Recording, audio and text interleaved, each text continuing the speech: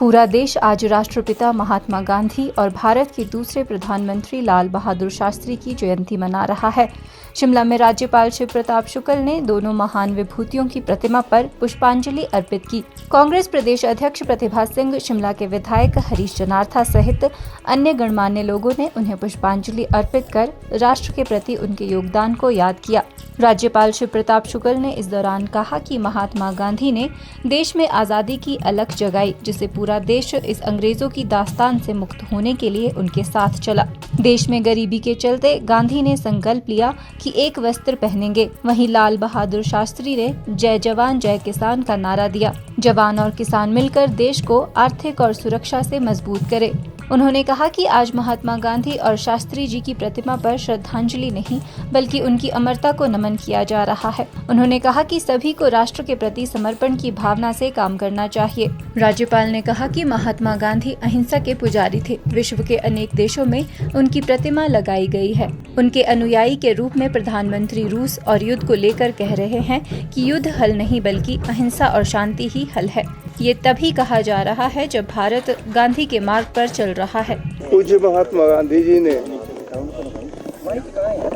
देश में आज़ादी का एक अलख जगाया और जिसके नाते पूरा देश अंग्रेजों की दास्तां से मुक्त करने के लिए उनके साथ चला।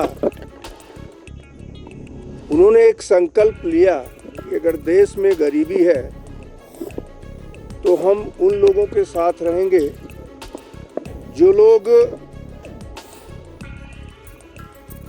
एक वस्त्र पहन करके रहते। तो उन्होंने अपने पूरे जीवन भर एक वस्त्र के आधार पर अपना जीवन बिताया और भारत में उन दोनों ग्रामीण परिवेश के आधार पर अर्थव्यवस्था हो, इसकी संकल्पना दी थी। लाल बहादुर शास्त्री जी 1966 में हम लोगों के बीच नहीं रहे, लेकिन उन्होंने जिस प्रकार से जय जवान जय किसान का नारा दिया, उसका परिणाम हुआ कि भारत में वह प्रचलित हुआ और जवान और किसान मिलकर के जो देश को आर्थिक रूप से और देश की सुरक्षा को लेकर करके पूरी तौर पर सन्नद्ध रहे।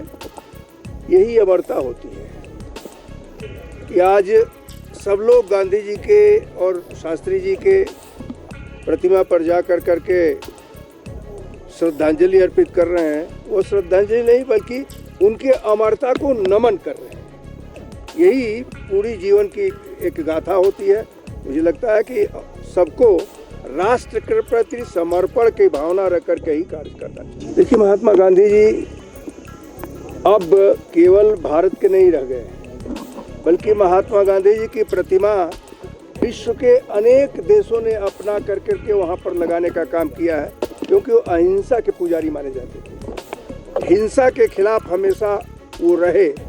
तो मेरा यह मानना है कि एक चीज़ बहुत साफ है, उन्हीं के अनुयायी के रूप में आज देश के प्रधानमंत्री जो जा कर करके चाहे रूस का चाहे यूक्रेन का युद्ध रहा, वहाँ ये कहे कि युद्ध हल नहीं है, गांधी जी का संकल्प ही हल है, अहिंसा, लोगों को एक जोड़ना, तो शांति ही हल है जो गांधी जी कहा करते थे।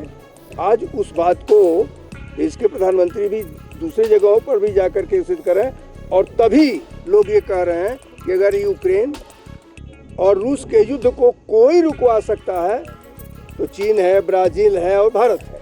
ये तीन नाम लिया।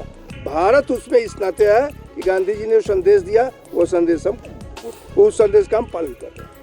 आप देख रहे हैं हिमाचल न्यूज़ 24।